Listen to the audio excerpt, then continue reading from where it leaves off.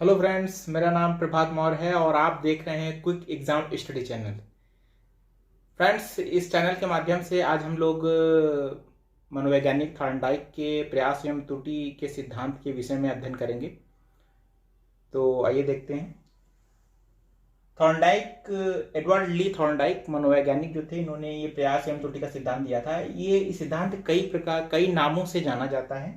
जैसे प्रयास एवं त्रुटि का सिद्धांत भी इसे कहते हैं, प्रयत्न एवं भूल का सिद्धांत भी इसे कहते हैं, उद्दीपन अनुक्रिया का सिद्धांत भी इसे कहते हैं, संबंधवाद का सिद्धांत भी इसे कहते हैं और एसआर थ्योरी भी इसी सिद्धांत को कहते हैं। इसीलिए लिखा है कि सिद्धांत एक और नाम अनेक, यानी कि इनके जो प्रयास एवं त्रुटि का सिद्धांत था, इसे कई नामों से जाना जाता है। ठीक है, ये सब नाम आपके दिए हुए।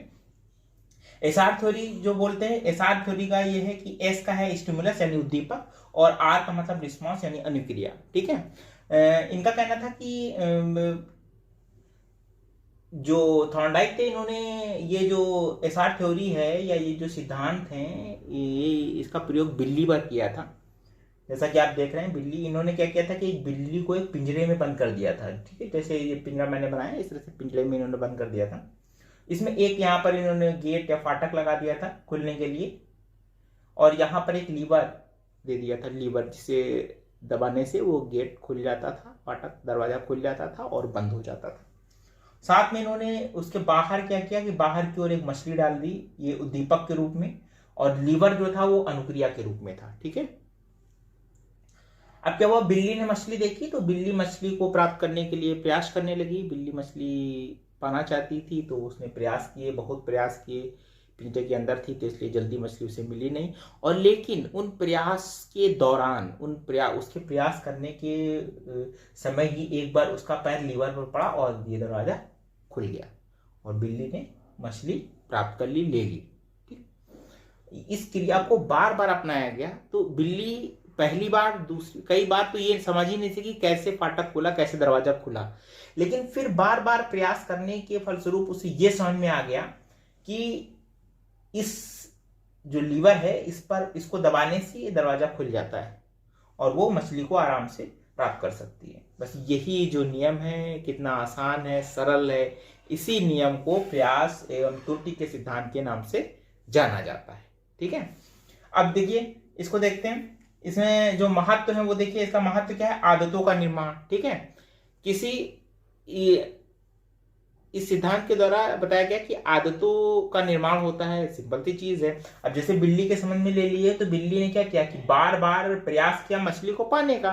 तो उसके दौरान जब उसे उस प्रयास में सफलता मिली, जब बार बार वो चीज हुई, तो उसे ये पता चल गया कि इस लीवर को दबाना है, तब ये गेट खुलेगा, दरवाजा खुलेगा और वो मछली की प्राप्ति कर लेगी। ठीक है, दूसरा देखिए, करके सीखना यानी कि उसने स्वयं से ये कार्य किया, उसे बताया नहीं गया, खुद से ही बार बार प्रयास करके उसने ये सीखा कि कैसे लीवर दबाना है। ठीक, और अगला देखिए, निरंतर प्रयास। और बिल्ली अगर एक बार आती, प्रयास करती, नहीं मिलता, जाके बैठ जाती तो कुछ नहीं होता। उसने बार बार प्रयास किया, उस पिंजरे में बार बार उछली कूदी, वो उसने बार बार अंदर से प्रयास किया मछली को पाने का।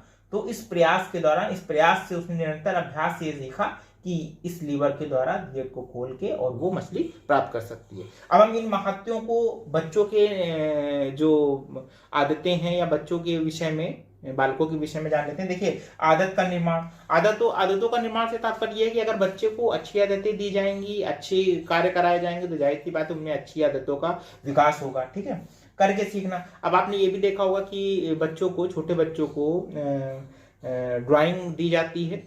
ड्राइंग में जैसे शेप बना है तो सेम शेप बने होते हैं, एक कलरफुल होता है, एक कलर नहीं होता। उसमें बच्चों को कलर कराया जाता है, बार बार बच्चे उसको रंगते हैं।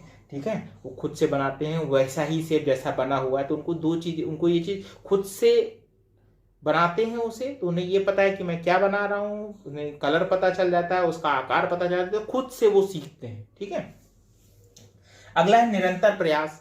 निरंतर प्रयास से तात्पर्य है कि बच्चे बार बार प्रयास करते हैं। जैसे आपने देखा होगा, बच्चों को अल्फाबेट लिखाए जाते हैं, ABCD लिखवाई जाती है, गिनतियां, नंबर्स लिखवाए जाते हैं। तो बच्चों को क्या करा जाता है कि उनको दे दिया जाता है कि इसको पूरे पेज पे लिखिए। वो बार बार एक ही वर्ड, एक ही नंबर लिखते हैं, एक ही वर्ड लिखते हैं, एक ही सेंटेंस एक ही जो अक्षर है उसको बार बार लिखते हैं, एक ही वर्ण लिखते हैं।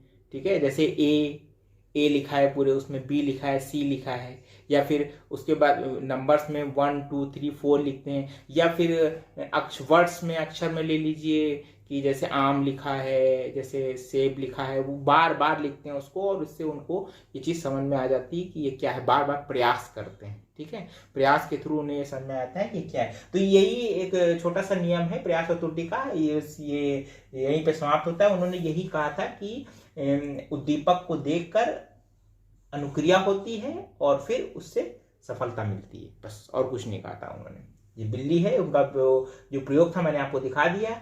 ये पिंजरा है, बिल्ली है, और ये लीवर अनुक्रिया है, और ये उद्दीपक मछली है आपकी। जब अनुक्रिया हुई, लीवर को दबाया बिल्ली ने, तो ये फाटक खुल गया, गेट खुल गया, और उसने मछली की प्राप्ति कर ली। ठीक, कंप्लीट हो गया ये। तो फ्रेंड्स, ये वीडियो कैसा लगा? अगर अच्छा लगा तो लाइक कर दीजिए, और अगर आपने मेरा channel quick exam study subscribe नहीं किया है तो आप सब्सक्राइब कर लीजिए, बेल आइकन जरूर दबा दीजिए, जिससे हमारे आने वाले नए वीडियो का नोटिफिकेशन आप तक जल्दी पहुंचे।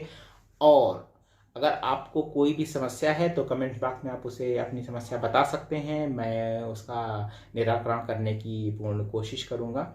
और हमारे सारे वीडियो बहुत ही सरल भाषा में, बहुत ही सरल ढंग से आपके सामने प्रस्तुत किए गए हैं, तो आप उन्हें देखिए, बहुत ही सरल हैं, और जिनमें कुछ भी ट्रिक्स हैं उनको ट्रिक्स के साथ मैंने आपको बताया है, जिससे आप किस जो परीक्षा है उसमें आप बहुत से अच्छे नंबर लेके आएँ। तो फ्रेंड्स, इसी के साथ ही मैं इजाज़त चाहूँगा। धन्यवाद।